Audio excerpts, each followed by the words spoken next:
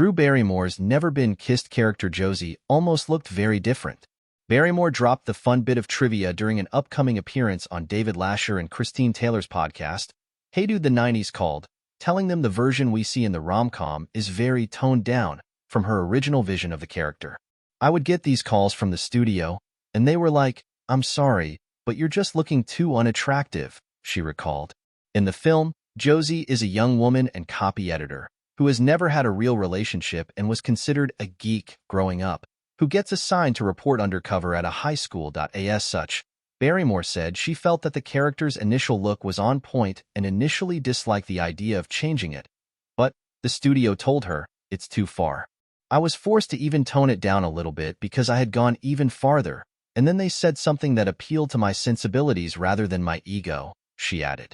They were like, "We don't want you to lose the heart because you're going so far for the comedy." And I was like, "Great argument. Let me dial it back a little bit." So Josie, what you see there is me dialed back.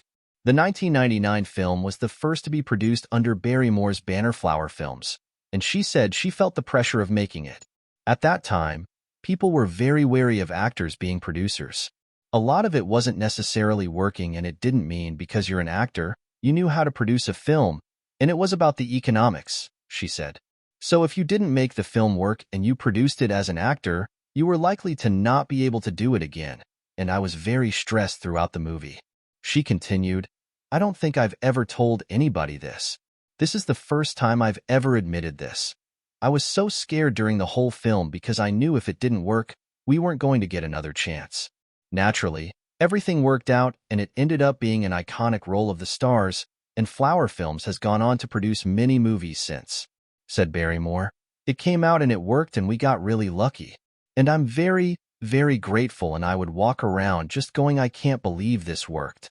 The full episode of Hey Dude the 90s Called with Barrymore drops Friday.